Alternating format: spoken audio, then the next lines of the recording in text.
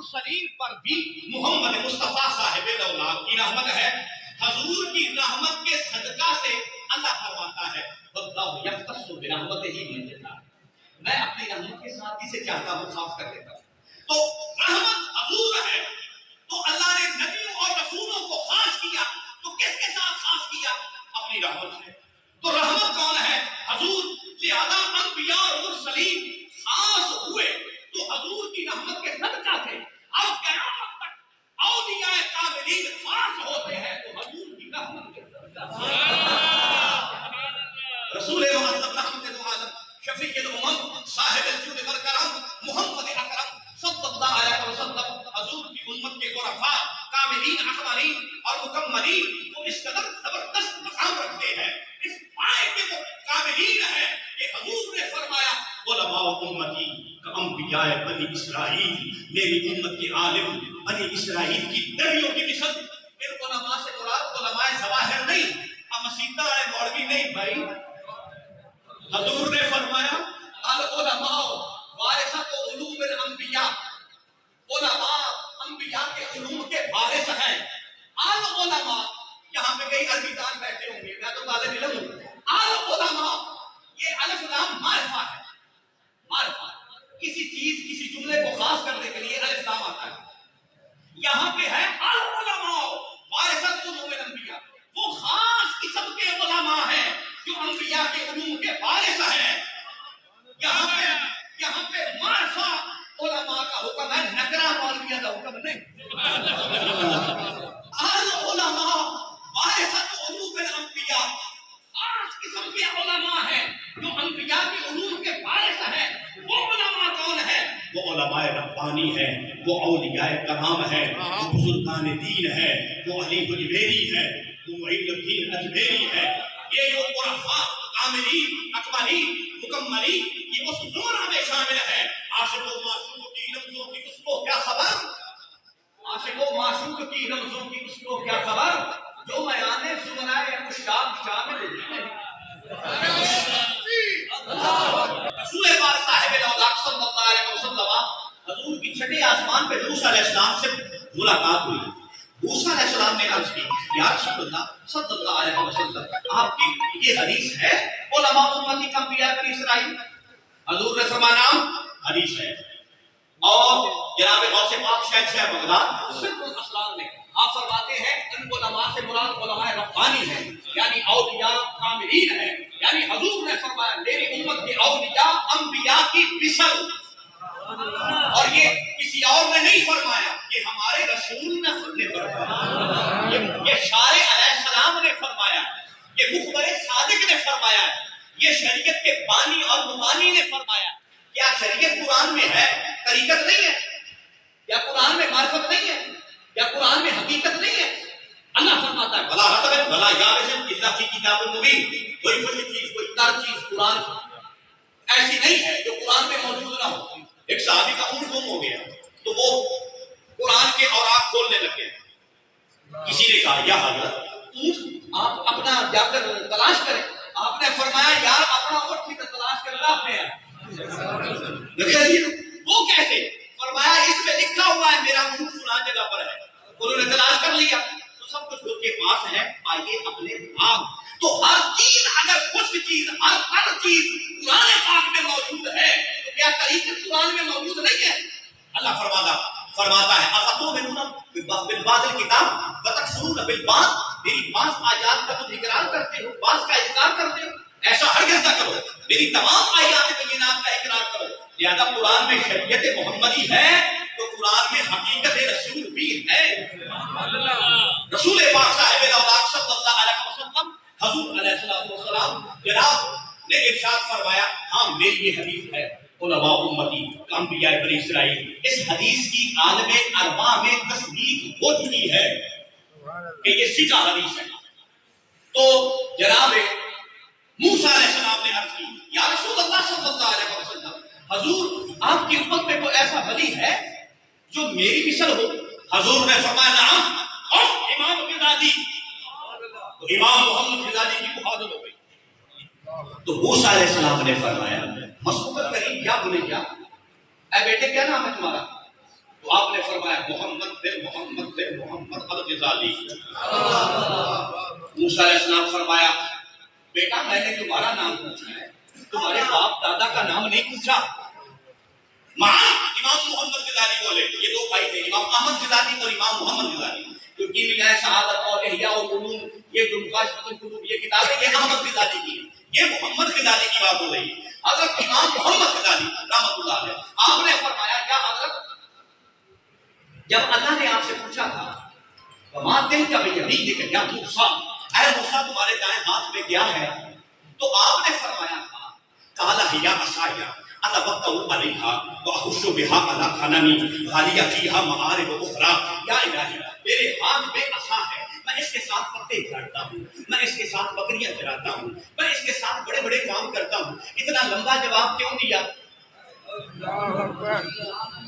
موسیٰ علیہ السلام نے فرمایا بیٹا اللہ کو پتہ نہیں تھا کہ میرے ہاتھ میں کیا ہے، وہ علام الغیوب ہے، وہ ستار الغیوب ہے، وہ غفار الذنوب ہے، وہ عالم الغیب والشہادہ ہے، وہ ظاہر کا عالم، وہ باطن کا عالم، انہ بکل شیء محیط، ہر شے کو احاطہ کرنے والا ہے، اور علیم بذات الصدور، وہ دلوں کے مخفی رازوں کو جاننے والا ہے، اور وہ سب کچھ جانتا ہے۔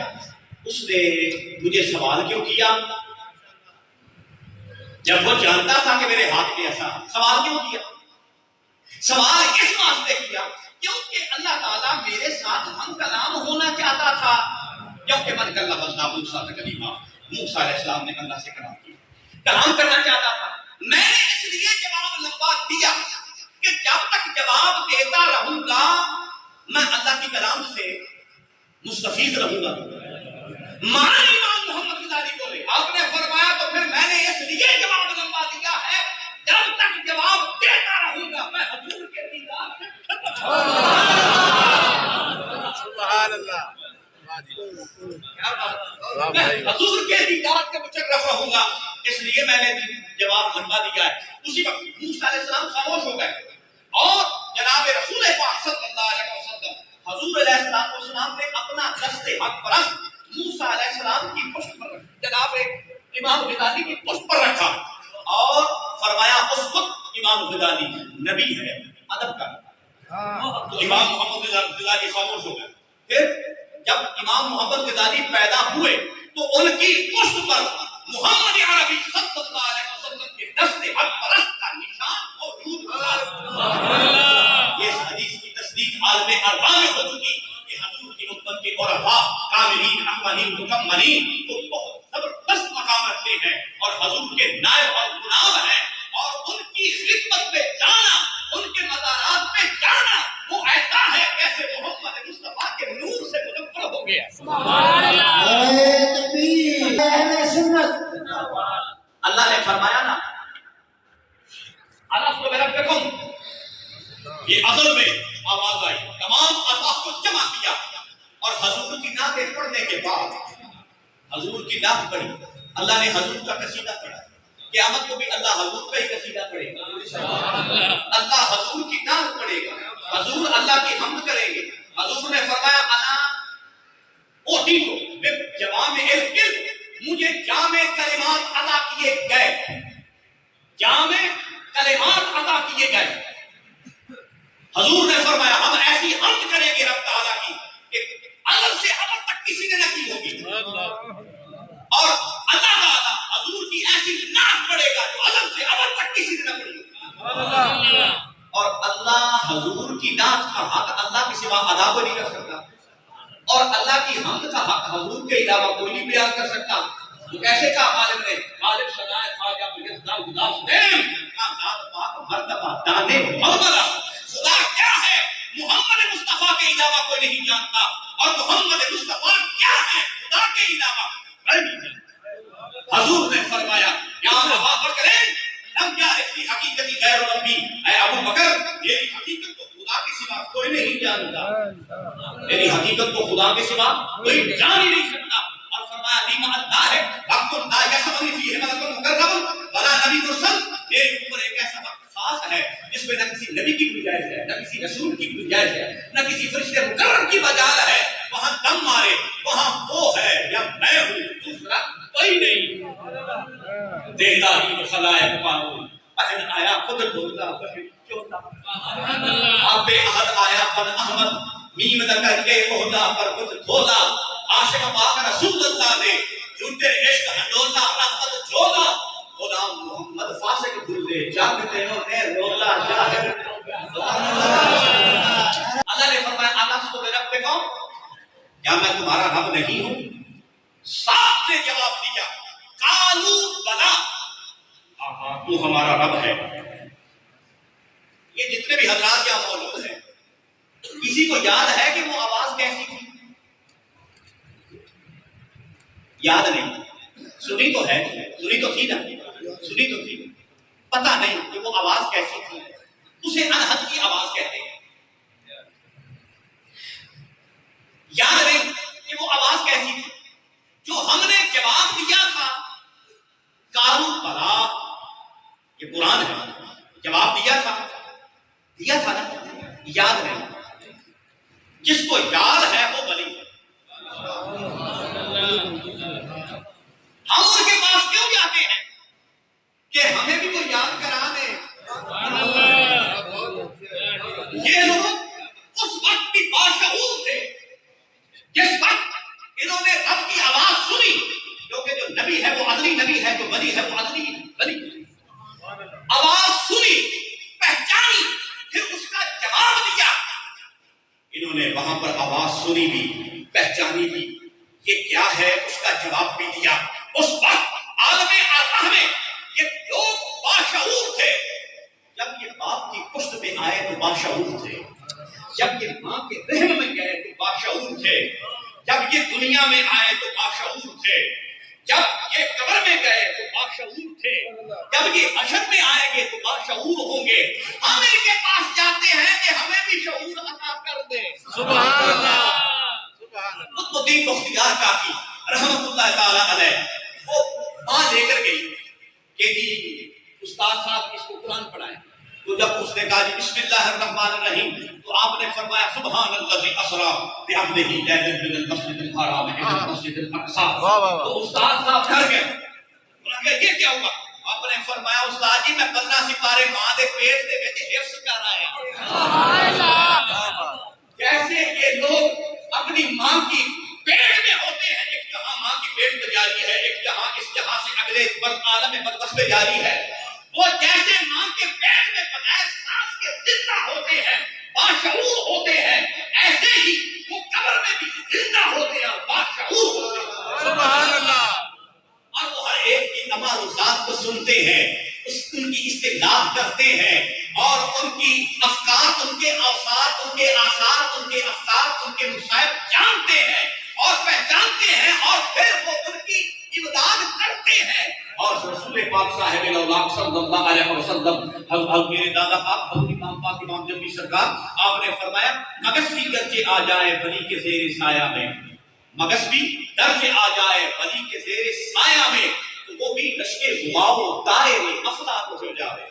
اگر ایک مکھی بھی اولیاء اللہ کے در اقدس پہ آ جائے تو وہ ایسا تصرف کرتے ہیں، اس پہ اسے ایسا پرندہ بنا دیتے ہیں کہ ہما بھی اس پہ رشک کرتا ہے، اور فراز عرش سے اڑ کر ہمائے عشق یوں بولا، فراز عرش سے اڑ کر، عرش سے نہیں، عرش کے اوپر سے، فراز عرش سے اڑ کر ہمائے عشق یوں بولا، کہیں عرش معلیٰ ہی میری منزل نہ بن جائے۔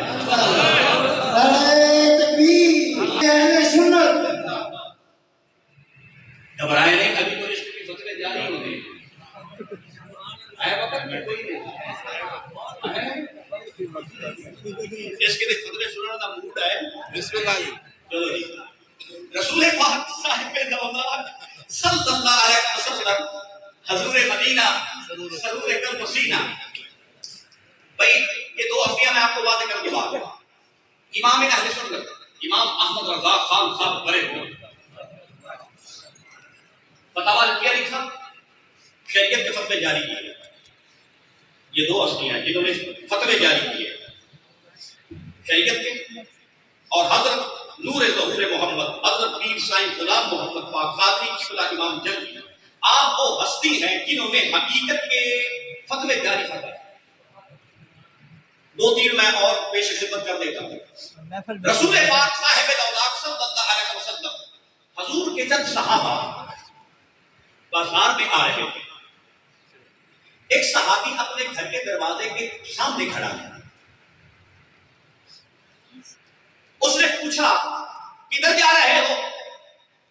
ان صحابہ نے کہا کہ ہم رسول پاک صاحب الاولاق صلی اللہ علیہ وسلم حضور کی خدمت میں جا رہے ہیں. اس صحابی نے کیا جواب دیا؟ یہ حدیث ہے بخاری شریف میں. اس صحابی نے کہا کس محمد کے پاس جا رہے ہو؟ صلی اللہ علیہ وسلم. جس محمد صلی اللہ علیہ وسلم کی خدمت میں تم جا رہے ہو وہ تو میرے پاس ہے. وہ صحابہ دہر گئے. یار یہ کیا ہوا؟ حضور کی خدمت میں حاضر ہوئے. یا رسول اللہ صلی اللہ علیہ وسلم آج عجیب ماجرا ہوا. فرمایا کیا ہوا؟ گھبرائے ہوئے ہو. یا رسول اللہ صلی اللہ علیہ وسلم فلاں صحابی. فرمایا ہاں یا رسول اللہ اس نے یہ بات. سرکار نے پتہ کیا فرمایا؟ یہ حدیث پاک کے الفاظ ہیں. ماشاءاللہ. حضور نے فرمایا اس بات کو جانے دو.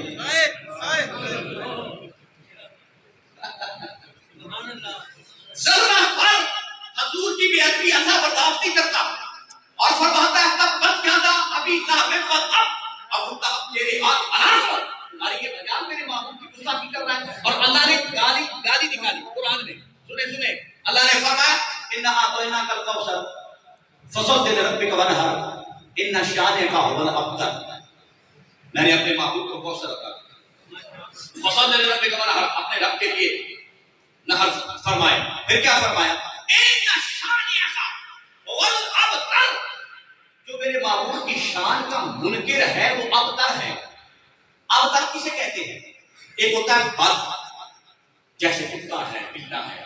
ایک ہوتا ہے بدتر جیسے سور ہے خنزیر ہے.